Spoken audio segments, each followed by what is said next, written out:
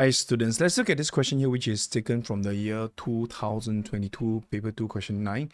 So a game is played using a counter on a board. The counter starts from point S at the bottom, right? Then when leaving S is equal likely to move left or right. So there's a 50% chance moving here, 50% and half, we'll just put half here and half here, okay? After leaving, now the problem with this question is after leaving S, at every junction after S, the counter move up with the probability of, so here we have another probability here, which is actually like, this is P, and this is Q to the right, right? So P plus Q is 1, so it's either left or right, that's what they're trying to say. So the counter eventually ends at one point A, B, C, D, E, F, okay? Show that the probability the counter arrives at B. I think this is okay, at B. Now you can see this as a tree diagram. If you flip this aside, you can see. So first thing, if you S, because this is half, all right. So same thing. If you reach at this point L here, to reach B, by bijection principle, or you just think about it, you have left. Every one route here is you have got, it consists of 3 lefts and 1 right. Okay, so it's just basically arranging the number of left and right. But when you reach R, there's only one way to reach B, which is like left, left, left, left. Okay, so that's the whole idea there. So for A, show the probability counter arrives at B. So this is how you show it. So you need to consider from L to B and from R to B.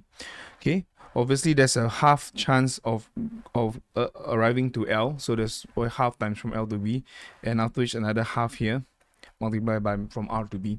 So what you need to understand is essentially the number of from L to B. You essentially just need to understand that all the routes from left, from point L to B, has got three lefts and 1 right. Okay, so this is a bit 3 lefts.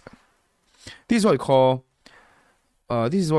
bijection principle. Basically, you just need to arrange L and 1 R. Okay, so essentially this will be half.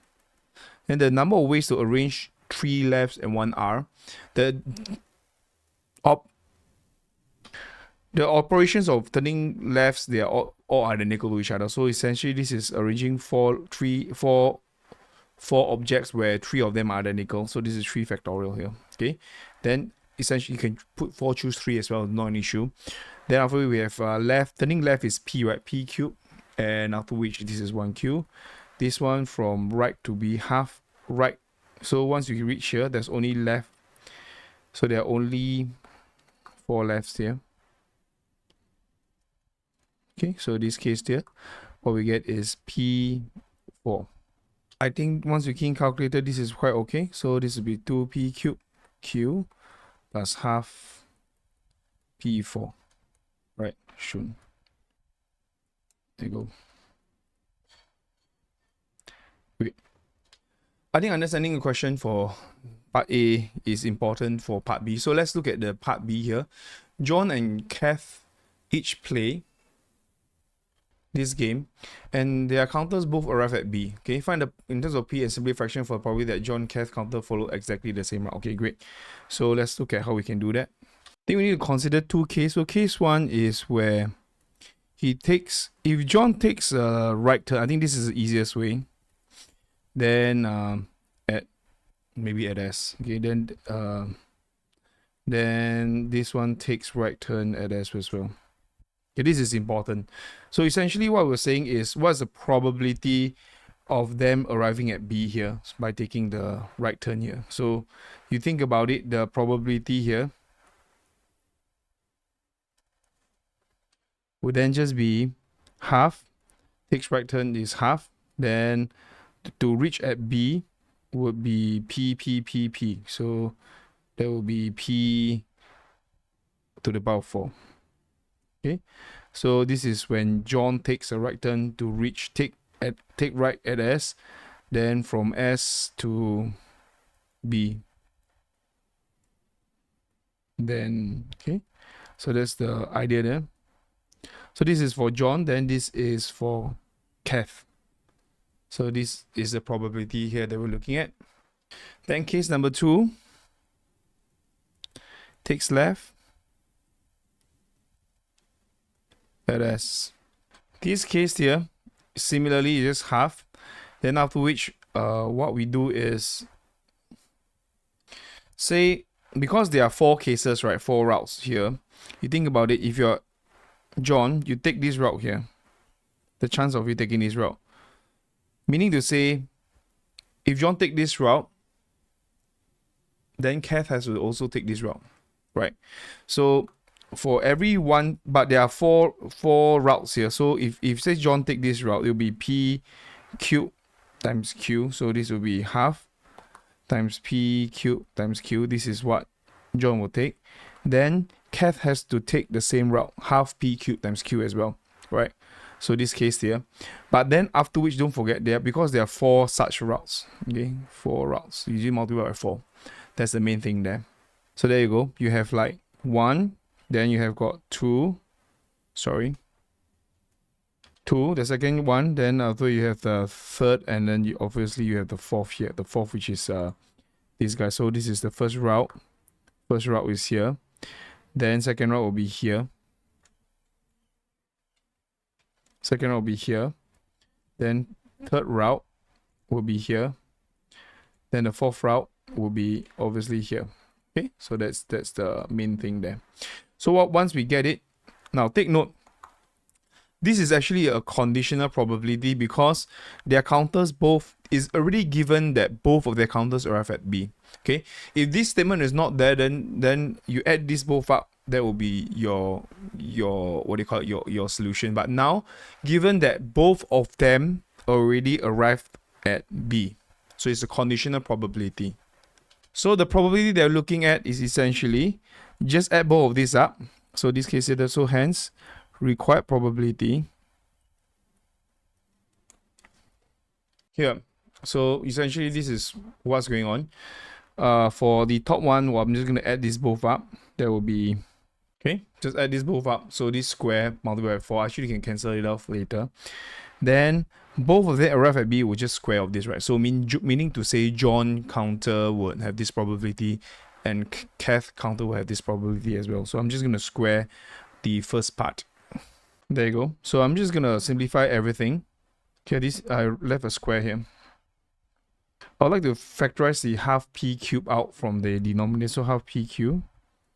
Then there will be 4Q, I believe, plus P. Then I'll just square this. I'm going to simplify. I think this guy, okay, we just do all the usual factorization. Now this is what I get. I factorize. I know that this would cancel this. Then afterwards, I factorize 1/4 P power 6 out. Then I could cancel this both. These are essentially the same thing. Then I would left with this. But don't forget that Q is Q. P plus Q is 1. So Q is just 1 minus P because we need it in terms of P. So I'm going to just replace this in. Then we're going to see what we get. All right. So this is 4. 1 minus P plus P square. Then just do the normal expansion. So once I'm done with this, I'm going to just simplify. This will be 5P square minus 8P plus 4. Then this will be 4 minus 3P square. Okay, that's how I got the answer for part B. Pretty interesting question if you ask me. Okay, we're going to look at C. Probably that the counter arrive at B is the same as probably that counter arrive at C. So C, similarly, you just have to calculate the probability just like the first part where you arrive at B. You have to calculate the probability at B, C, then you just equate them and try and solve for P. I think that's about it. So for C, you arrive at L, you've got 2 lefts and 2 rights if you're at L to go to C. Then from R going to C, you have 1, 2, 3 lefts and 1 right here, right? So every route here is 1 left, 3 lefts and 1 right. All right, so that's the idea there. So I'm going to just compute the probability of the counter arrives at C using the first method A. So this is a compute the probability for the counter to arrive at C. So it's half. 2 lefts, that would be arrange it is 4 factorial over 2 factorial 2 factorial because there are 2 pairs of identical objects. So this will be P square Q square plus half multiplied by 4 factorial, 3 factorial multiplied by 1. That will be p cubed, and then this is q1, right? Then simplifying them. This case, I'm just gonna equate, hence this will be equals to the counter arriving at b, right? The first one. So I'm going to equate them. So from here, it's pretty interesting. These two will just cancel it off. Then I'm gonna have cancel it out will be 3p squared q squared minus half p4 equals 0. Now, similarly, we know that p is equals to 1 minus q. Or rather, q is 1 minus p, because we want to solve for p. So this is 3p squared 1 minus p. Actually, we could just factorize. Let me just factorize square out. Square minus half q. Factorize the p square out. 3q square. Okay, because p cannot be 0, I think so you can just ignore it. This is half p square. Great. Then I'm just gonna replace q in. So this will be 0. By using zero factor theorem, this will be 0. P is not 0. Then if it's 0, then it doesn't make sense. In this case, you just solve for this quadratic integral. You can use GC, or you could just expand the... I'm just gonna expand. So using GC, P will be 0.7101 or 1.6898. So you reject this. Because P is probability, you can't be more than as P is between 0 and 1. Okay, reject as P is between 0 and 1. Cool. So hence P is equal to 0.710710 3SF. Okay. So that's how I do this questionnaire proficiently. If you have any questions at all, please do let us know, and I'll see you in the next question.